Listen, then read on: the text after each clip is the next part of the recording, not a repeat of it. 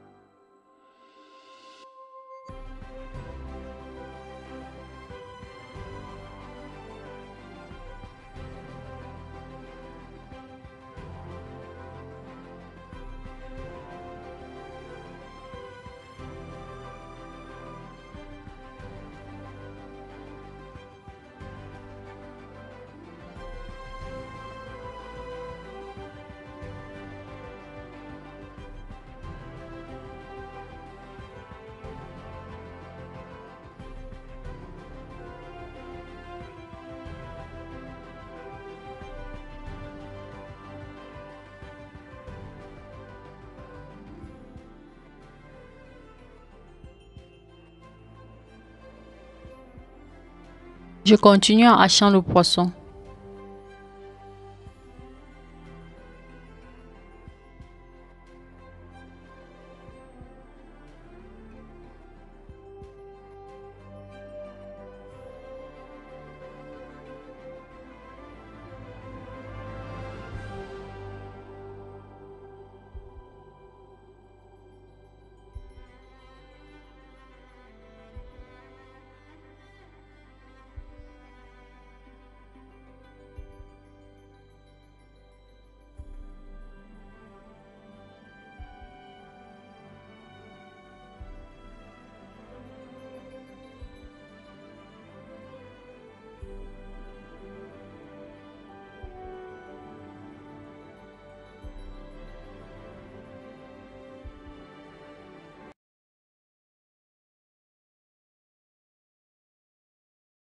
Après avoir haché le poisson, je verse le tout dans un saladier et j'assaisonne avec les épices précédemment citées, c'est-à-dire le sel, les oignons, le basilic, le persil, les ciboulettes, le poireau, Si vous avez le poivre blanc, rajoutez. Donc ici, vous pouvez assaisonner avec tout ce que vous voulez.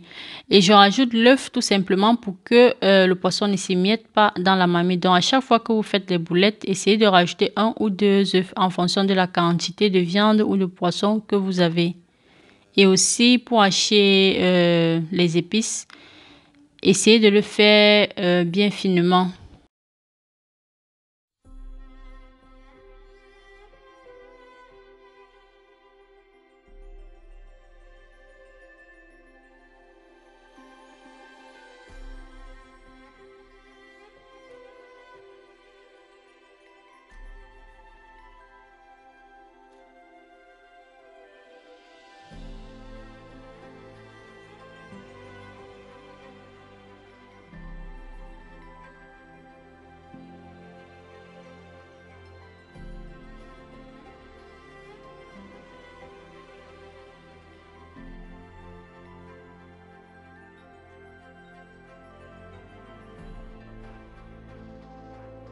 Là maintenant, j'essaie de former les boulettes. Donc j'utilise ces 2 cuillères juste parce qu'en le faisant avec les mains, j'ai constaté que ça collait. Vu qu'il s'agit du poisson, vous savez que le poisson par rapport à la viande est plus mou. Donc j'utilise les cuillères pour former de petites boules. Vous n'avez pas tellement besoin que les boules soient voilà, absolument rondes, quoi. Que ce soit ovale ou pas. L'essentiel c'est que vous formiez des petites boules.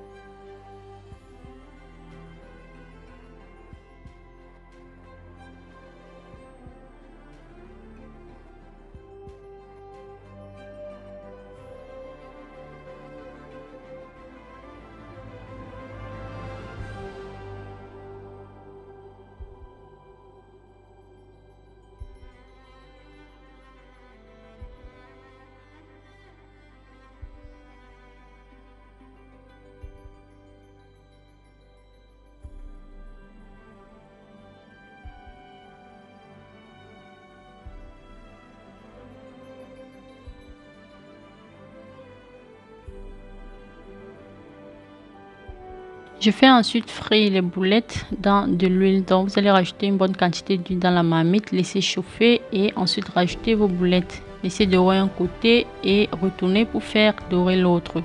Et après cela, vous pouvez, voilà, soit rajouter un peu de tomate si vous aimeriez qu'il y ait un peu de sauce, soit les manger simplement comme ça. Donc, ça va vraiment dépendre de tout un chacun.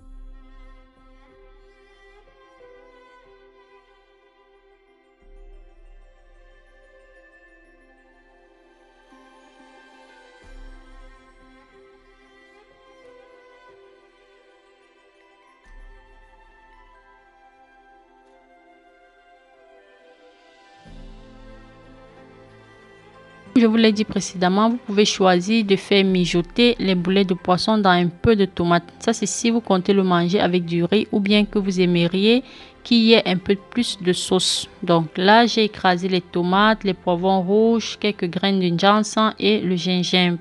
J'ai laissé cuire la tomate comme on le fait généralement et ensuite j'ai rajouté les boulettes de poisson tout simplement. Donc c'est une recette vraiment facile à réaliser, pas vraiment compliquée.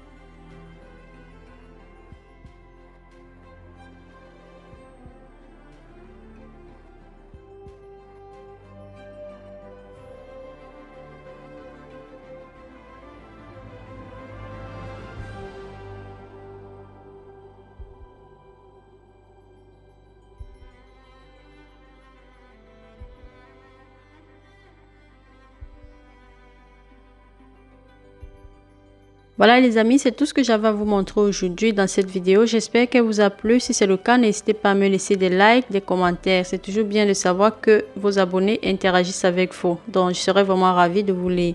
Je vous dis merci beaucoup de l'avoir regardé et vous retrouve très rapidement avec une nouvelle recette. Je vous souhaite aussi un excellent début de semaine. Amusez-vous bien et on se retrouve dans une prochaine vidéo. Bye bye.